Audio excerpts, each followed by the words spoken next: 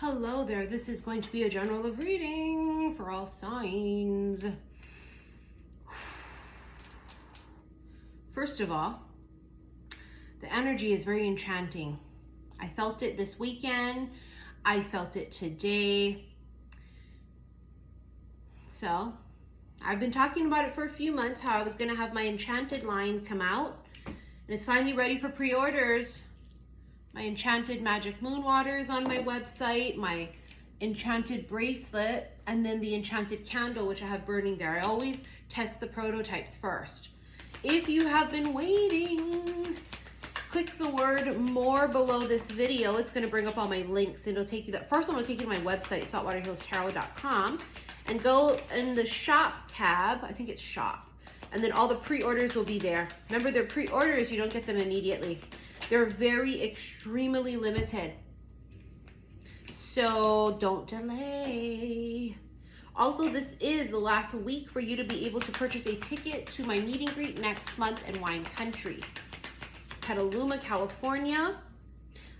Tickets end on November 25th, so don't delay, okay? This is for the feminines, for us to get together and for me to meet you. This is not for the men to come and try and shoot their shot. Save that for when you meet somebody serendipitously, honey. Okay, the energy I'm getting here is cool, calm, and collected. That's what's coming through right here. You have the High Priestess and you have the King of Swords. Nobody's showing their hand.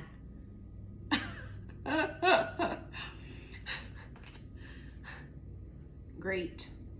It's a stalemate. Why would it be a stalemate? Because they're both watching the other one.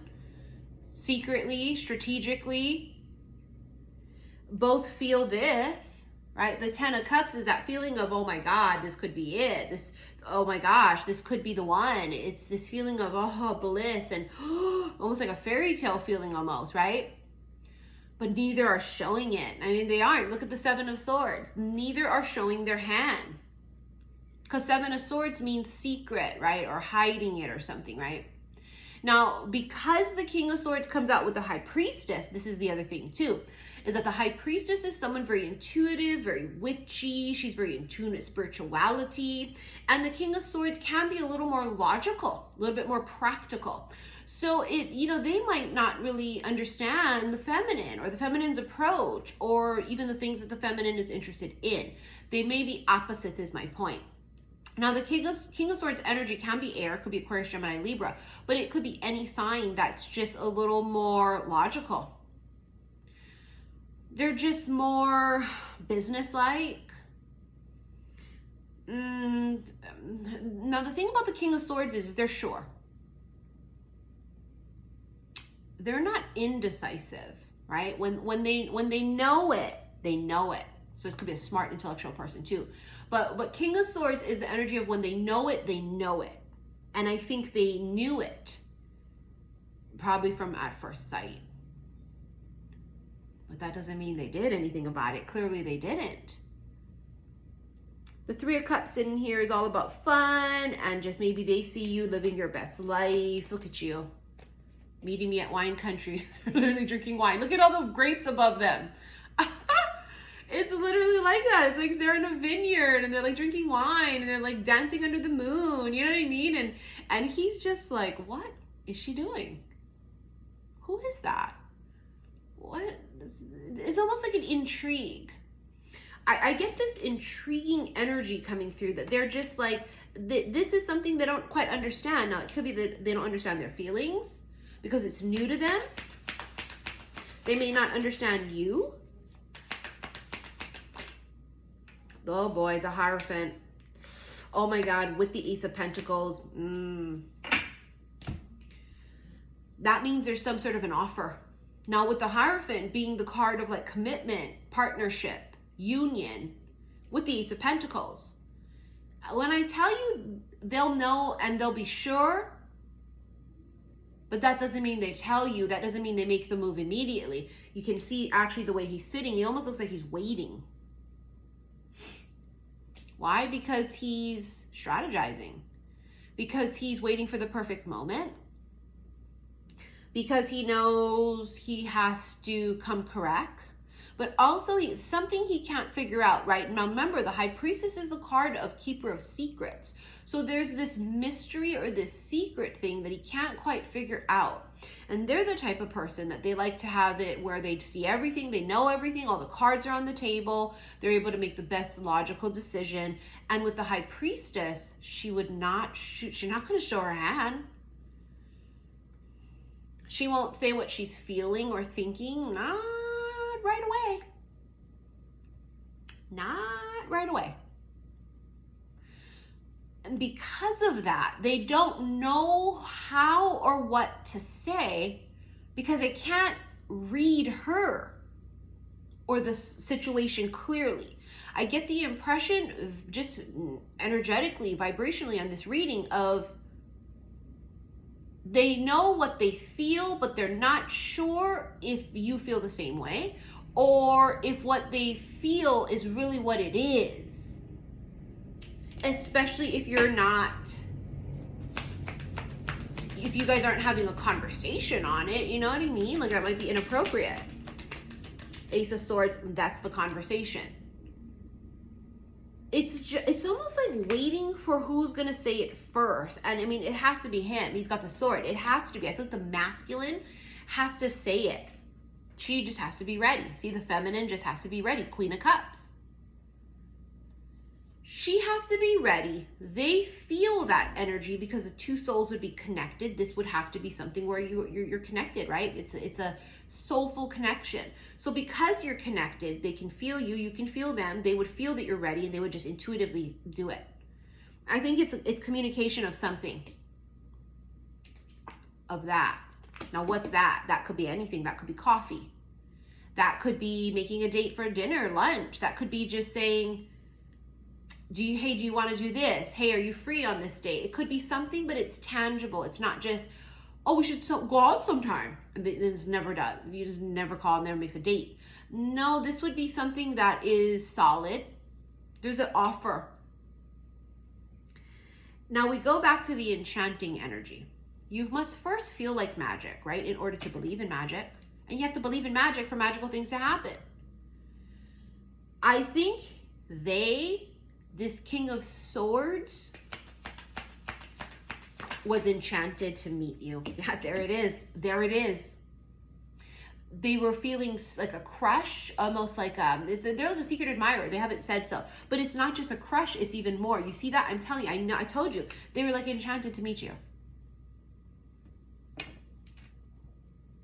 Knight of Cups is like, oh God, I feel something. I think I feel something. But what I feel, I don't know. And then it clocks into, oh no.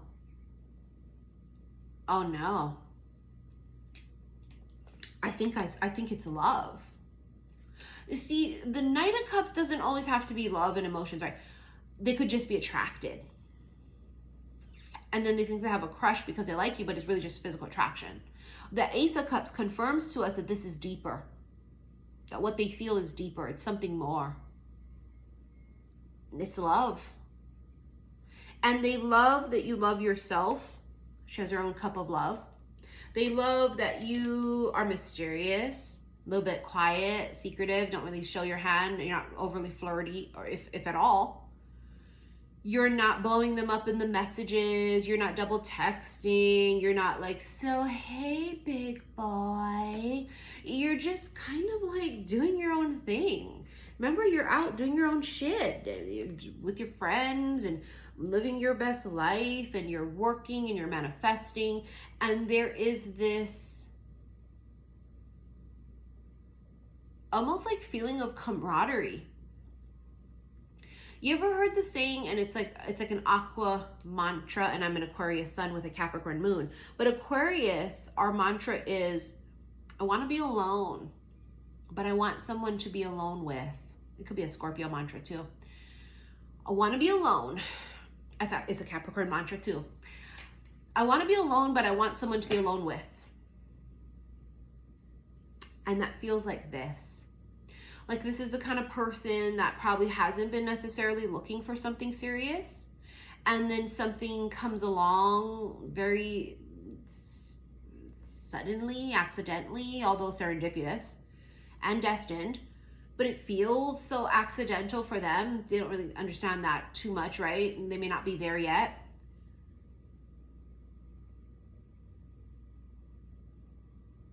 And I think they're spellbound. I think that they are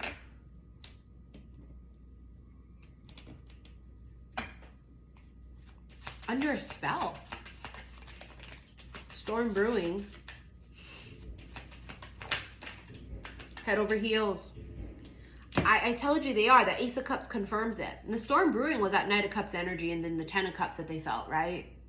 Maybe it's just attraction. Maybe I'm just physically attracted. Maybe I just thought they were funny. Maybe I just thought they were smart. And it's not a big deal. It's not a big deal because we meet people like that all the time, right? We just go, oh yeah, there's a connection.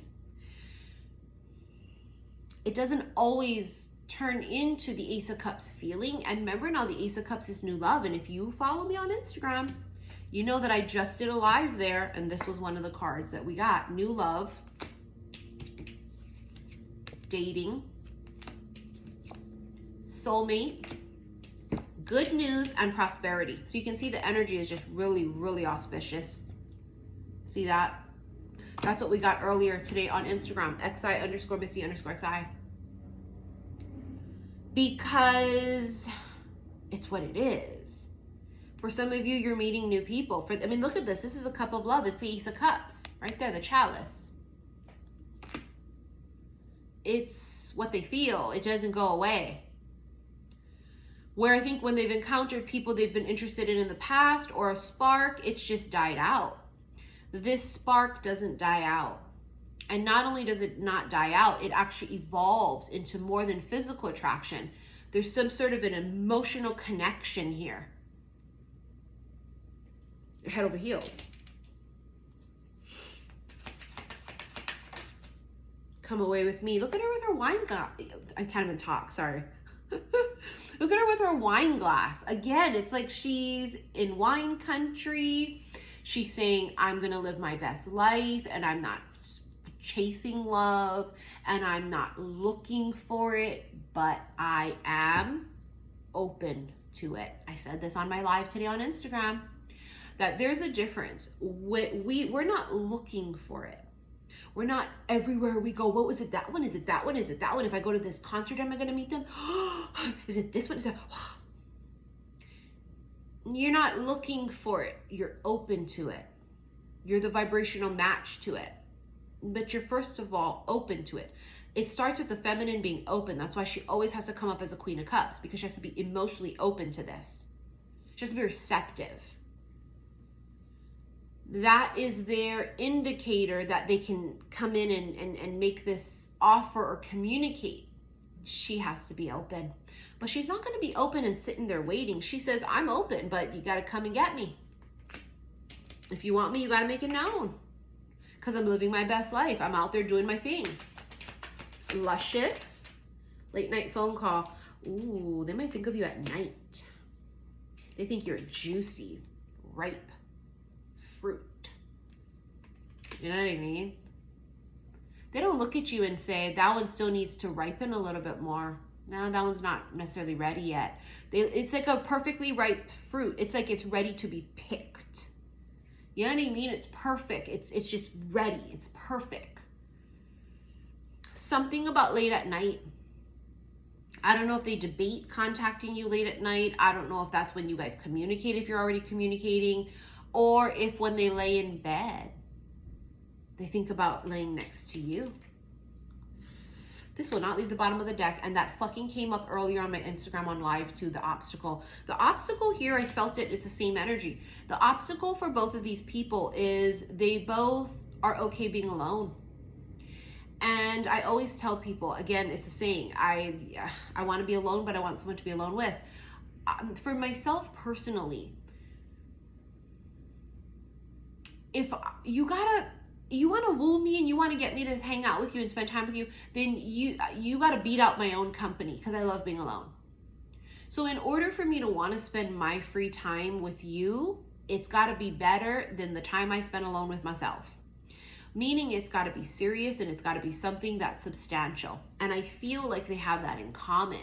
That obstacle can be an obstacle for people that we've met in the past where they're not feeling that. Why? Because they're not running empires, or they're not running their own businesses, or they're not busy, or they're still codependent, or they still don't love themselves enough so they want to latch on, right? But for people like us that are really like in a different category and almost different breed, we're not looking for a relationship because we can't be alone. We love to be alone. You gotta be better than my own company. That's the obstacle, but it's not necessarily an obstacle for these two because they both feel the same way. And then they both also feel the same way of, I feel like I'd rather be with you tonight than be home by myself. And I think that's a big deal. I know for me, it's going to be a big deal. Like if he says, hey, you want to go out on Saturday? And I'll be like, oh my God, yes. I know it's a big deal because I don't want to usually. I want to just be home. I'd rather be working. I'd rather be making money. I'd rather be traveling. Commitment. Yep, I fucking told you, bitch. I told you with the Hierophant. I fucking told you. Commitment. Remember, they're the Lone Rangers. I'd rather be alone.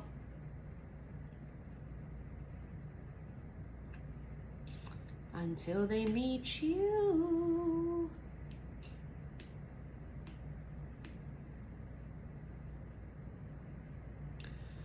Until they meet you. A confession. Oh, here we go. Twin flame. This is basically two twin flame cards because the commitment card, I chose a gazebo, which for me kind of reminds me of the Four of Wands card in the deck, which Four of Wands is new beginnings, but it's also the card of union, right? 1111 twin flames. So this commitment card along with this is kind of basically the same fucking energy. It's like doubling down on. And what's the whole thing with twin flames? Don't listen to these people out there that try and give you this, sell you this story that a toxic person is your fucking twin flame that's married to someone else that's happily married and only wants to slam you on the side. That's not it. We've learned on this journey of years, in this fucking rabbit hole of a twin flame, that it's not what we thought it was. And what we had found on the journey was that all the people that we thought were our twin flames, they were just catalysts. They were lessons. And all those lessons and catalysts taught us the most important lesson of all. It taught us how to love ourselves. And through that process, we became in union with self. And we learned how to heal, and we learned how to balance out the masculine and feminine within self. And we came in union. And once now we are in union with self and at a higher vibration, and now no longer codependent, no longer whatever we were, we're tempered and seasoned. Now it's time to meet a person on that same wavelength. And so now I believe it can happen.